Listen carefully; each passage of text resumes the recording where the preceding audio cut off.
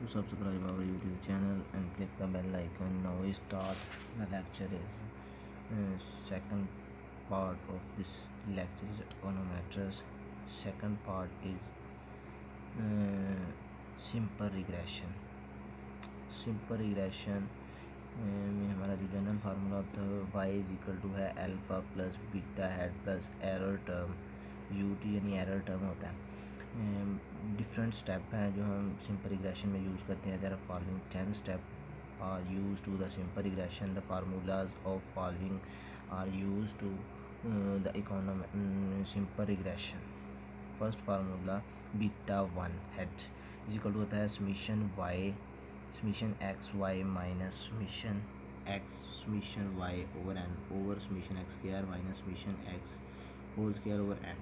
और इसके बाद सेकंड आता है कि हमारा अल्फ़ा कैसे निकालते हैं। अल्फ़ा फाइंड करने का तरीका होता है कि Y bar minus beta head into x bar. Y bar is equal to summation Y over N and X bar is equal to summation X over N, यानी ये एक्स का मीन और ये वाई का mean.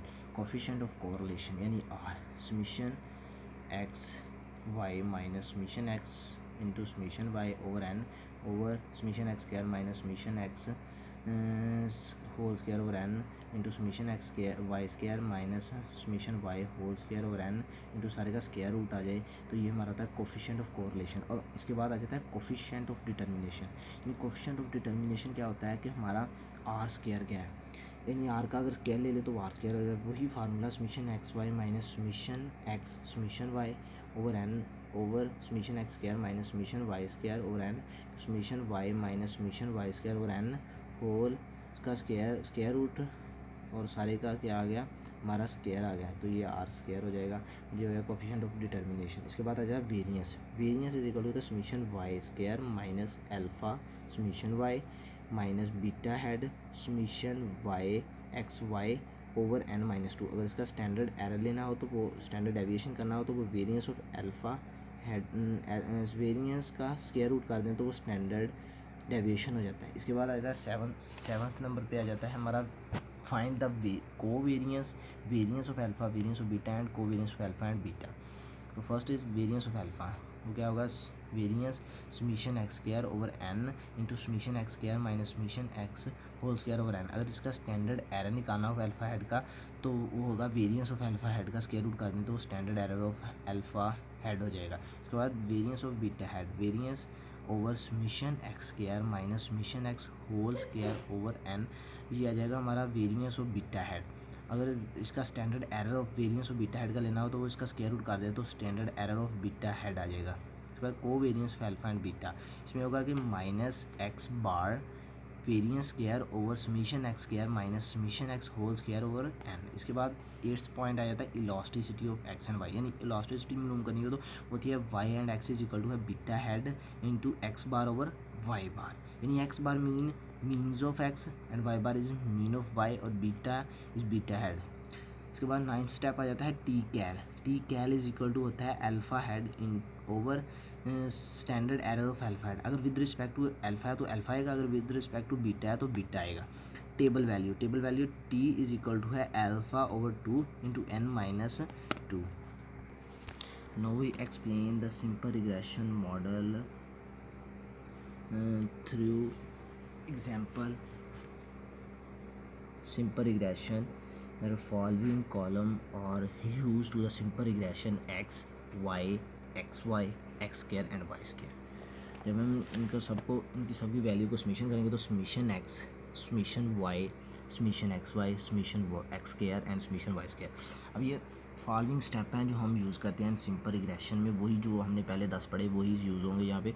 Find alpha and beta, अगर alpha and beta find करना तो Y simple regression में इसका जनरल फंक्शन क्या होता है Y is equal to alpha plus beta head plus error term. Beta head is equal to summation X Y minus summation X summation Y over N over summation x square minus summation x whole square over N. इनकी value put करते हैं तो हमारा जो beta head वो निकलता है वो आ जाता है कि beta head is equal to 0.991। अब अल्फ़ा निकालना है तो अल्फ़ा की इक्वेशन क्या बनेगी, अल्फ़ा इज इक्वल टू है X Y bar minus beta head into x bar. Y bar summation Y over N and X bar is equal to summation X over N. Value put करते हैं तो summation x जो है हमारा आएगा वो 65.18 आएगा, और वाई बार क्या आएगा, समीशन वाई बार आ जाएगा 65.54। तो वैल्यू फार्मूले में पुट करते हैं तो अल्फा इज इक्वल टू आएगा 0.904। अब इंटरप्रेट करना है इन सारे रिजल्ट को, तो हम कैसे करेंगे कि पहले बीटा वाले को करेंगे। Beta head is equal to है 0.991। अगर हम कहते हैं कि अगर हमारा एक्स जो इंक्रीज़ होगा 1 यूनिट इंक्रीज़ करते हैं तो हमारा वाई 0.991% इंक्रीज़ होगा, 1% यूनिट इंक्रीज़ होगा, इतने यूनिट इंक्रीज़ होगा। अब alpha head is equal to होता है 0.904, shows that the direct variation in the dependent variable in the absence of independent variable of x. Find the coefficient of correlation यानी r को find करना है। तो third step होता है coefficient of correlation, यानी r इज इक्वल टू होता है summation X Y minus summation X into summation Y over N over summation x square minus summation x whole square over N into summation Y square minus summation Y square over N, सारे का square root आ जाता है। ये होता है coefficient of correlation का formula. अब इसको वैल्यू पुट करते हैं तो इसका जो आंसर आता है वो आता है कि r इज इक्वल टू है 0.91। इसके बाद कोफिशिएंट ऑफ डिटर्मिनेशन यानी आर स्क्वायर, वही आर के फार्मूले का अगर हम स्क्वायर कर दें तो वो क्या होगा, कोफिशिएंट ऑफ डिटर्मिनेशन, यानी वो क्या आ जाएगा, यानी आर हमारे पास था 0.91, उसका स्क्वायर कर दिया तो R square is equal to आ गया 0.81। अब हम इस रिज़ल्ट को अगर इंटरप्रेट करते हैं तो हमारा रिज़ल्ट क्या आएगा, यानी R square is equal to है 0.82, शोज़ दैट द 82%, यानी ये 82% जो है change in the dependent variable of Y is because of independent variable, यानी ये एक्स एंड वाई दोनों की वजह से जो 82% है ये चेंज होगा आर, लेकिन एंड रिमेनिंग 80% जो 18% बाकी रह गया is because of error term, यानी ये इस जो 18% है वो किसकी वजह से चेंज होगा, एरर टर्म की वजह से। इसके बाद आ जाता है फाइंड द वेरिएंस, यानी वेरिएंस का फार्मूला क्या होता है, summation Y square minus alpha summation Y minus beta summation X Y over N minus 2। Value put करते हैं तो वेरिएंस ऑफ जो हमारा वेरिएंस है वो आ जाएगा 32.25। अब इसका स्टैंडर्ड एविएशन लेना है तो वो क्या होता है, वेरिएंस का अगर स्क्वायर रूट कर दें तो वो आएगा 5.67 आ गया हमारा स्टैंडर्ड एरर। अब फाइंड करना है कि variance of alpha head, variance of beta head and covariance of alpha and beta. First one variance of alpha head. Variance of alpha head का फार्मूला क्या होता है, variance of alpha head is equal to है variance summation x square into over N into summation x square minus summation x whole square over n. इसकी अब value put करते हैं तो हमारा variance of alpha head is equal to आ गया 99.85। ये हमारा आ गया वेरिएंस ऑफ अल्फ़ा हेड। इसके बाद हमने स्टैंडर्ड एरर भी इसका वेरिएंस ऑफ अल्फ़ा हेड का निकालना है। जो standard error of alpha head होगा वो वेरिएंस ऑफ अल्फ़ा हेड का स्क्वायर रूट, तो वो क्या आएगा, standard error of alpha head is equal to 9.99। Variance of beta head, variance of beta head is equal to है variance over summation x square minus summation x whole square over n. इसकी value put करते हैं तो हमारा जो variance of beta head है, variance of beta head is equal to है 0.02। अगर इसका स्टैंडर्ड एरर लेना हो तो वो standard error of beta head is equal to variance of beta head, ये हमारा आ जाएगा 0.14। इसके बाद आया covariance. Covariance is equal to होता है x minus x bar variance square over summation x minus summation x whole square over n. इसकी वैल्यू पुट करते हैं तो covariance of alpha head and beta head is equal होगा -1.48। इसके बाद seventh step हमारा आ गया find the elasticity of x and Y, यानी इलास्टिसिटी का फार्मूला वाई एंड एक्स का क्या होता है, beta head into x bar यानी mean of x and Y bar means of Y. Value put की तो standard elasticity of Y and x is equal होगा 0.985। इफ़ वो कहता है कि इसकी अगर इंटरप्रिटेशन करनी हो तो if Y increase by 1 unit, अगर वाई हमारा 1% इंक्रीज होगा देन द वाई, यानी एक्स हमारा 1% इंक्रीज होगा then the Y is increase by 0.8985%। अब इसकी टेस्टिंग करनी हो, 8 पॉइंट होता है कि यानी कि टेस्टिंग हाइपोथेसिस।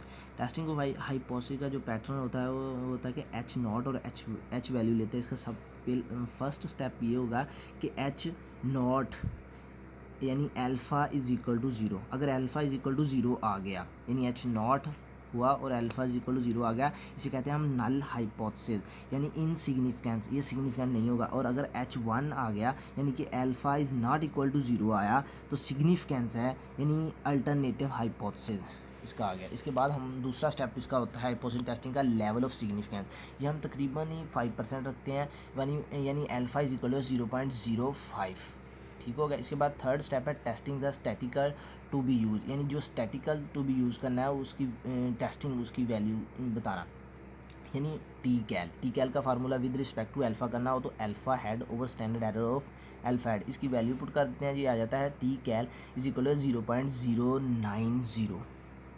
अब इसके बाद फोर्थ स्टेप है टेबल वैल्यू।